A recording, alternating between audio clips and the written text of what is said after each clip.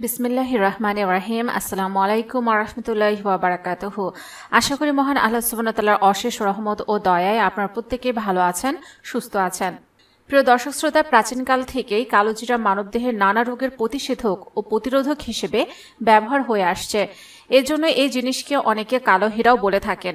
এটি শুধু একটি মশলা নয়, এর কাজ শুধু খাবারের স্বাদ বৃদ্ধিতেই নয়, আয়ুর্বেদিক এবং কবিরাজি চিকিৎসাতেও কালোজিরার ব্যবহার হয়। কালোজিরার বীজ থেকে এক ধরনের তেল তৈরি হয় যা আমাদের শরীরের জন্য অত্যন্ত উপকারী। এতে আছে ফসফেট, আয়রন এবং ফসফরাস। এছাড়া কালোজিরা বিভিন্ন রোগের হাত থেকে দেহকে রক্ষা করে। আর তাই বিস্ময়কর এই জিনিসটির প্রশংসা করেছেন খোদ রাসূল কারীম সাল্লাল্লাহু আলাইহি ওয়াসাল্লাম। হযরত আবু হুরায়রা রাদিয়াল্লাহু আনহু থেকে বর্ণিত, তিনি রাসূল কারীম সাল্লাল্লাহু আলাইহি ওয়াসাল্লামকে বলতে শুনেছেন, কালোজিরায় সকল প্রকার রোগের উপশম আছে, তবে আশাম ব্যতীত। আর আশাম হলো মৃত্যু। সূত্র সহিহ মুসলিম শরীফ, হাদিস নম্বর 5659। তাই যে কোনো রোগ নিরাময়ে রোগ থেকে নিরাপদ থেকে অন্যান্য সতর্কতার পাশাপাশি অভিজ্ঞ চিকিৎসকের পরামর্শক্রমে কালোজিরা সেবন করা যেতে পারে। আয়ুর্বেদিক, ইউনানি ও কবিরাজি চিকিৎসায় এর ব্যাপক ব্যবহার হয়ে থাকে। তাই যারা এসব চিকিৎসা নিয়ে গবেষণা করেন তাদের কাছে রোগ অনুযায়ী সঠিক ব্যবহার বিধি পাওয়া যাবে। কারণ এক এক ধরনের রোগের জন্য কালোজিরার ব্যবহার বিধিও এক এক রকম। যেমন কোনো রোগের ক্ষেত্রে কালোজিরার তেল বেশ উপকারী। একটি রিসার্চের তথ্য মতে এতে রয়েছে ক্যান্সার প্রতিরোধক ক্যারোটিন, বিভিন্ন রোগ প্রতিরোধকারী উপাদান এবং অম্ল রোগের প্রতিষেধক। এ কারণে হয়তো সাহেবায়ে কেরামগণ সবসময় সঙ্গে কালোজিরা রাখার পরামর্শ দিতেন। হযরত খালিদ ইবনে সাদ রাদিয়াল্লাহু আনহু থেকে বর্ণিত, তিনি বলেন, আমরা যুদ্ধের অভিযানে বের হলাম। আমাদের সঙ্গে ছিলেন গালিব ইবনে আবজার। তিনি পথে অসুস্থ হয়ে গেলেন। এরপর আমরা মদিনায় ফিরলাম। তখনও তিনি অসুস্থ ছিলেন। তাকে দেখাশোনা করতে আসেন ইবনে আবি আতিক রাদিয়াল্লাহু আনহু। তিনি আমাদেরকে বললেন, তোমরা এই কালোজিরা সঙ্গে রেখো, এর থেকে 5টি কিংবা 7টি দানা নিয়ে পিষে ফেলবে। তারপর এর মধ্যে জয়তুনের কয়েক ফোঁটা তেল ঢেলে দিয়ে তার নাকের এদিক ওদিকে ছিদ্র দিয়ে ফোঁটা ফোঁটা করে প্রবিষ্ট করাবে। কেননা আয়েশা রাদিয়াল্লাহু আনহা আমাদের নিকট বর্ণনা করেছেন যে তিনি নবী করিম সাল্লাল্লাহু আলাইহি ওয়াসাল্লামকে বলতে শুনেছেন, এই কালোজিরা শাম ছাড়া সব রোগের ওষুধ। আমি বললাম, শাম কি?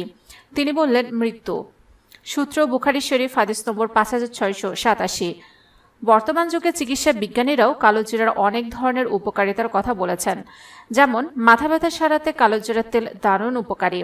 কালোজিরার তেল কপালে মালিশ করলে এবং পরপর 3 দিন খালি পেটে 1 চা চামচ তেল খেলে আরোগ্য লাভ করা যায়। চুল পড়া নিরাময়েও কালোজিরার বেশ গুণ রয়েছে।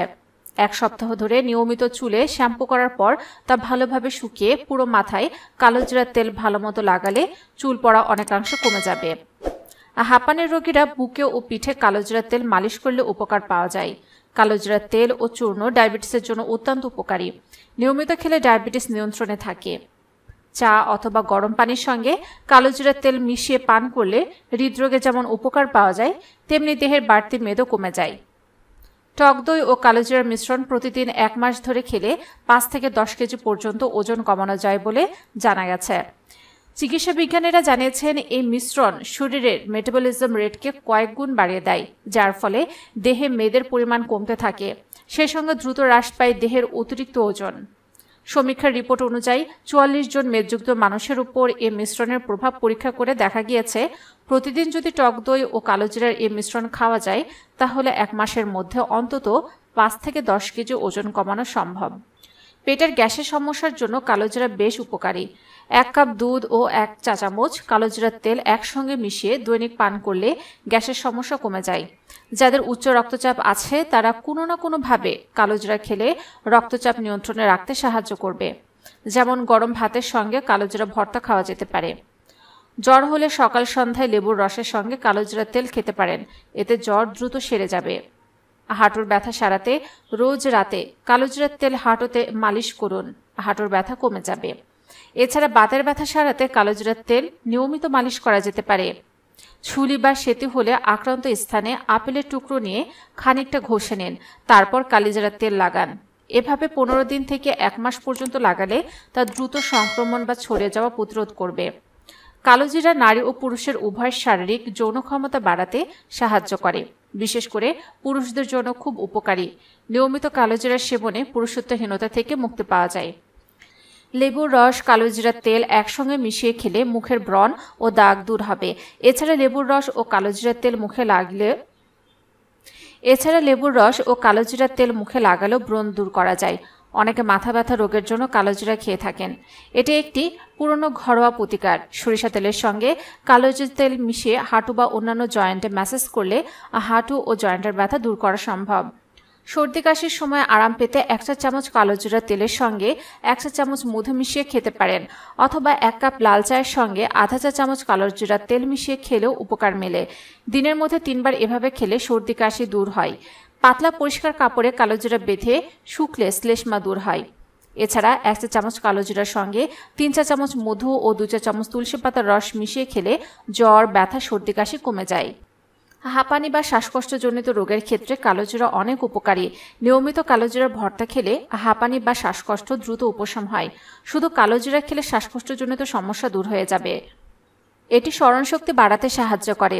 কালোজিরাতে অ্যান্টিবায়োটিক বা অ্যান্টিসেপটিক পদার্থ রয়েছে, যা মস্তিষ্কের রক্ত সঞ্চালন বাড়িয়ে দেয়, এতে স্মরণশক্তি বৃদ্ধি পায়। এছাড়াও এটি মেধার বিকাশে সাহায্য করে।